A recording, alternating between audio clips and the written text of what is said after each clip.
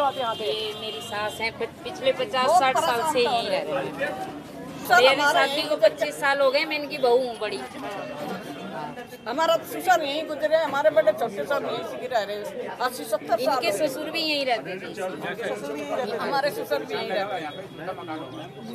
और बीजेपी वाले कह रहे हैं कि घर तोड़ने वाले हैं, ये घर तोड़ने वाले कह रहे हैं अवैध है, ये रोड पे बने हुए हैं, यहाँ पे दिक्कत है, एम्बुलेंस नहीं निकलती है, छज्जों में लगती हैं, ऐसा मैडम कह रही है। दादा ससुर थे, उनका वोटर कार्ड भी था यहीं का, और इनका हैदरपुर का डेथ सर्टिफिकेट भी यहीं का, हैदरपुर का। एक बारी कागज जो जितना पुराने से पुराना आपका कागज हो ना, हाँ जी, एक बारी आप निकाल के देना, हम कोशिश करते हैं। ठीक है। देखो जी, ये तो आपको पता ही है ये बीजेपी वाले कैसे हैं। इन्होंने तो बुरा हाल मचा रखा हमारे लिए, बहुत बुरा हाल। आपके यहाँ आप पूरी दिल्ली में देखिए, जहाँ पे आम लोग रहते हैं, जहाँ पे गरीब लोग रहते हैं, वहाँ पर ज्यादा बुरा। वहाँ पे घर तोड़ रहे हैं, कहीं पे झुग्गी तोड़ रहे हैं, कहीं पे मोहल्ला क्लिनिक। हमारी मैडम रही तो हम बहुत खुश रहे, बहुत खुश रहे। यहाँ का भी कर दिया मैम, जाते थे बहुत अच्छी मोहल्ला क्लिनिक, बहुत अच्छी दवाई मिल जाती थी। खांसी बुखार के लिए तो कहीं जाने की जरूरत ही नहीं। हमारी मैडम ने बहुत अच्छा कर रखा था यहाँ हमारे मोहल्ला क्लिनिक। हम अच्छे तरीके से जी रहे थे, पर जीना दुश्वार हो रहा सांस लेना मुश्किल हो रहा। ठीक है मैम, खुश रहो, तुम्हारे सारे तक जो पड़े रहे हैं, हम तो उधर रहे हैं,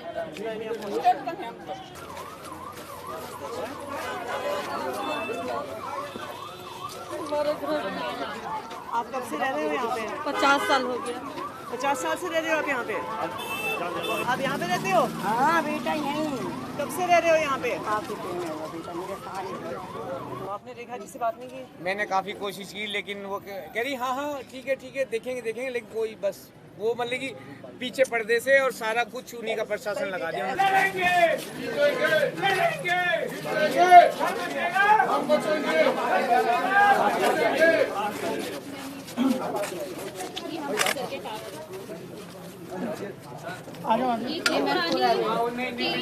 फट गए इतने पुराने। कौन से साल के हैं ये? मैम ये कम से कम 81 के हैं, और ये हाउस टैक्स है।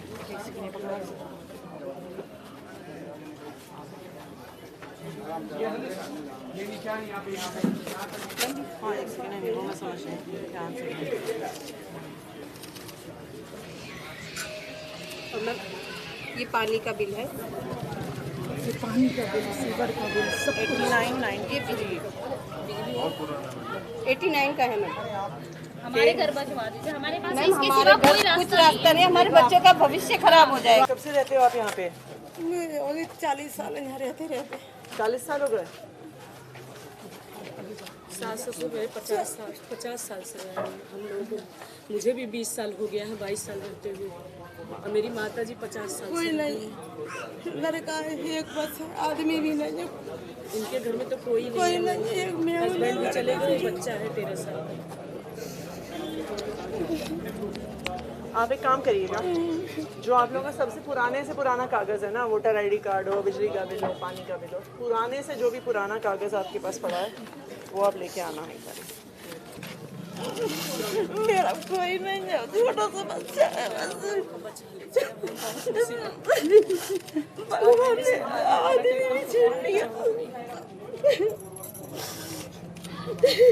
नहीं, कोशिश करेंगे हम, अभी कोर्ट भी जाएंगे, जो संभव होगा वो करेंगे।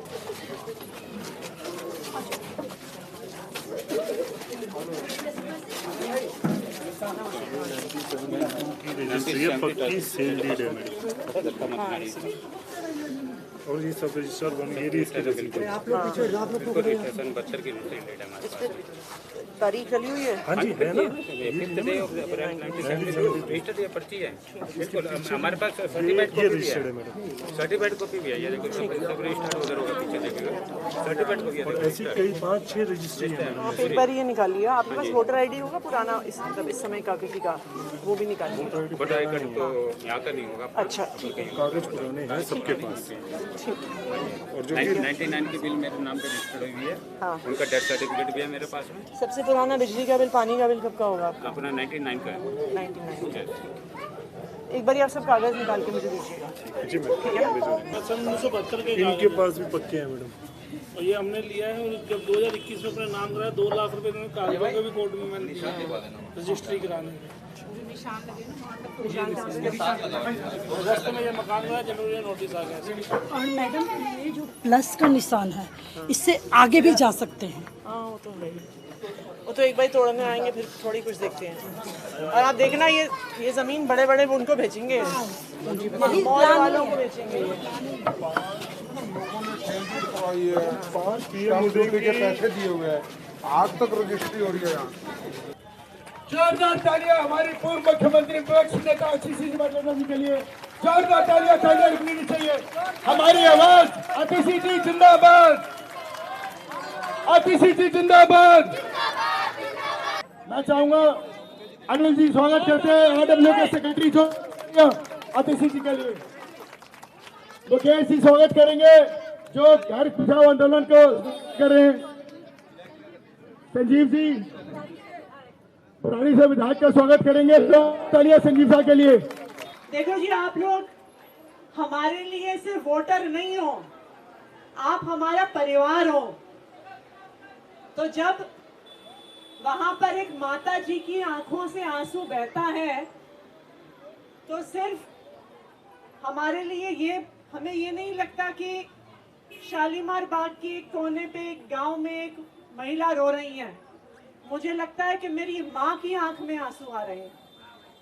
उनका दर्द देखकर, उनके आंसू देखकर, उस बहन के आंसू देखकर जो मुझे बता रही थी कि मेरे पति नहीं है, मेरा सिर्फ एक 13 साल का बच्चा है, अगर ये घर चला जाएगा तो मैं कहाँ जाऊंगी।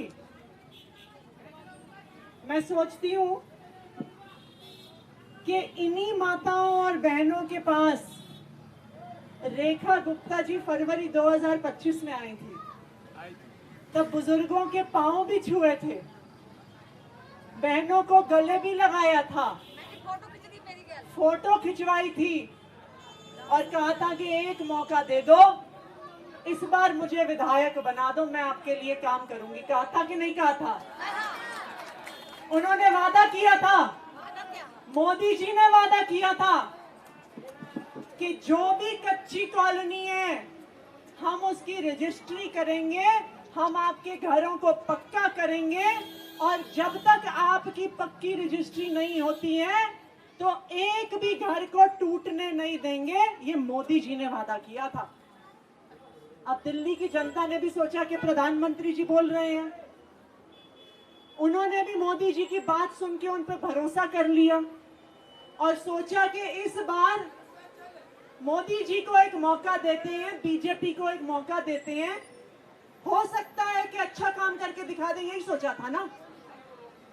लेकिन आप देखिए, अभी इनकी सरकार आए हुए 1.5 साल भी नहीं हुआ है और पूरी दिल्ली में हाहाकार मच गई है। ये है भारतीय जनता पार्टी की सच्चाई, बीजेपी की सच्चाई।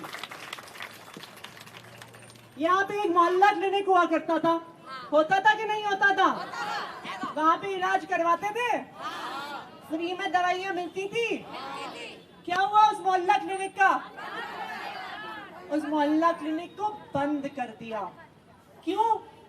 क्योंकि गरीब इलाज कराते हैं मोहल्ला क्लिनिक में। जो बड़े बड़े लोग हैं वो तो मैक्स जैसे बड़े बड़े अस्पताल में इलाज कराते हैं। जो एक गरीब परिवार है, एक आम परिवार है, जो मुश्किल से पेट काट काट के बच्चों को पाल रहा है, वो मोहल्ला क्लिनिक जाता है ना। लेकिन गरीबों की सहूलियत देखी नहीं जाती है इनसे।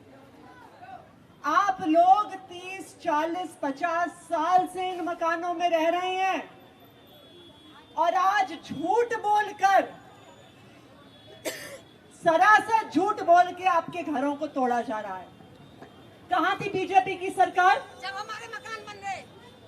बिल्कुल ठीक कहा आपने कि अगर ये मकान अवैध थे तो इनकी जो पुलिस है ये नहीं देख रही थी जब मकान बन रहे थे?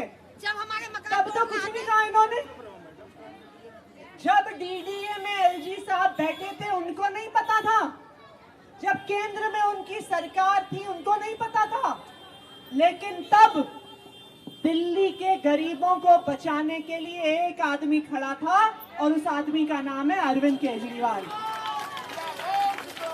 बीजेपी वाले तब भी कोशिश करते थे वो झुग्गी तोड़ने की कोशिश करते थे, वो कच्ची कॉलोनी तोड़ने की कोशिश करते थे, और अरविंद केजरीवाल सड़क से लेके कोर्ट तक इन बीजेपी वालों के खिलाफ लड़ाई लड़ते थे कि गरीबों के घर ना उजड़ जाएं।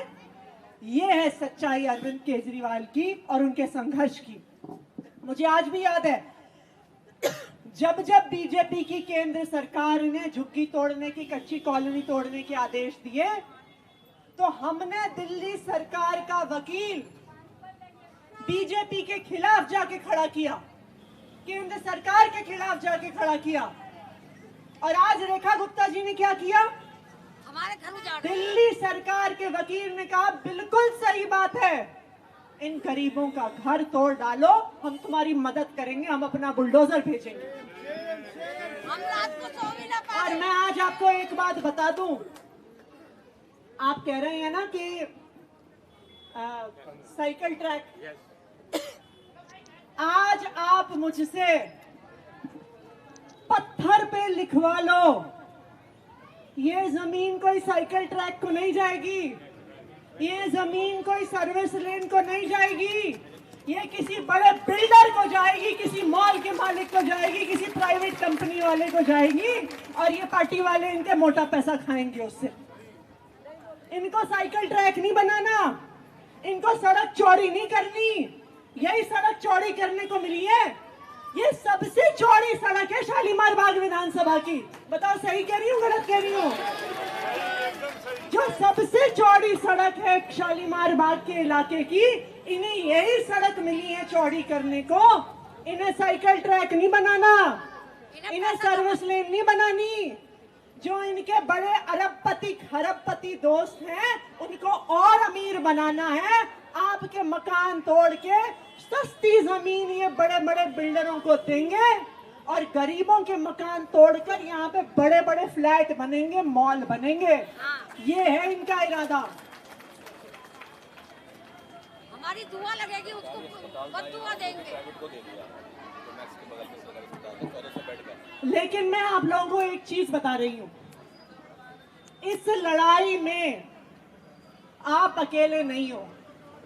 इस लड़ाई में चाहे यहाँ पे सड़क पर हो, चाहे बुलडोजर के सामने हो, चाहे कोर्ट में हो, चाहे विधानसभा में हो, इस लड़ाई में आम आदमी पार्टी के सभी नेता कंधे से कंधा मिलाकर आपके साथ लड़ेंगे। आप इस लड़ाई में अकेले नहीं हैं।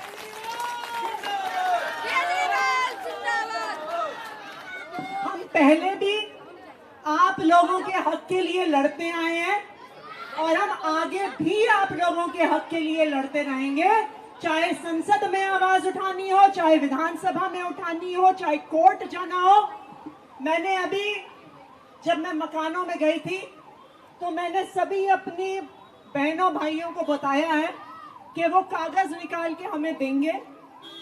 हम अपनी पार्टी की तरफ से, देखिए अब हम सरकार में तो है नहीं, लेकिन हम आम आदमी पार्टी की तरफ से वकील आपको देंगे।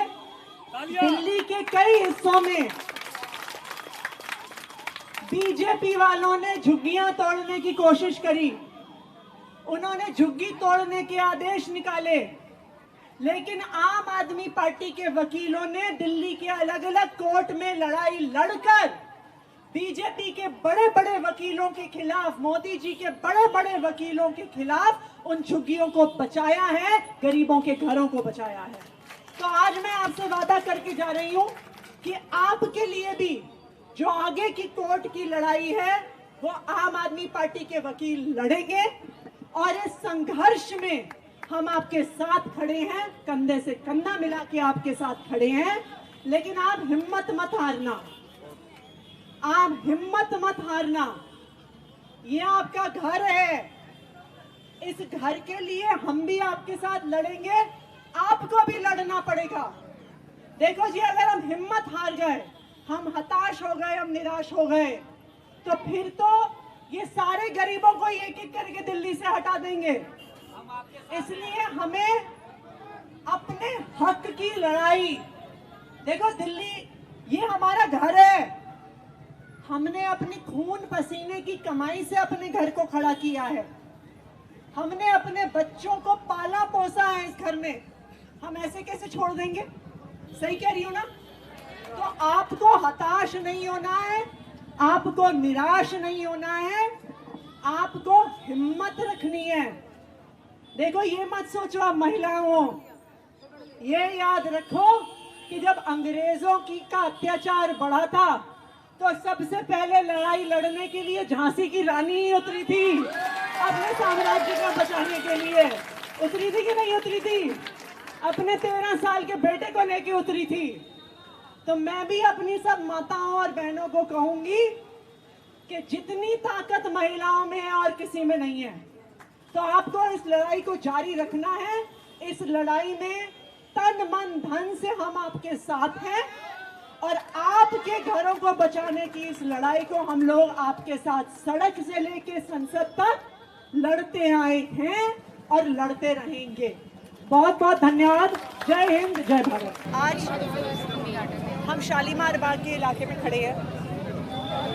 यहाँ पर इन गरीब माताओं और बहनों के घरों को उजाड़ा जा रहा है। क्यों? कह रहे हैं कि सड़क चौड़ी करनी है।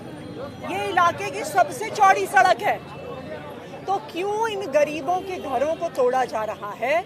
ये बिल्कुल साफ है कि ज़रूर इनका इरादा है कि यहाँ पर इस ज़मीन को, क्योंकि ये महंगी ज़मीन है, ये गरीबों से छीन कर बड़े बड़े बिल्डरों को देना चाहते हैं, मॉल बनाने के लिए, बड़े बड़े फ्लैट बनाने के लिए, अमीरों के लिए घर बनाने के लिए। वरना जो लोग यहाँ पे 50 साल से रह रहे हैं, उनके घर उजाड़ने का कोई और कारण नहीं।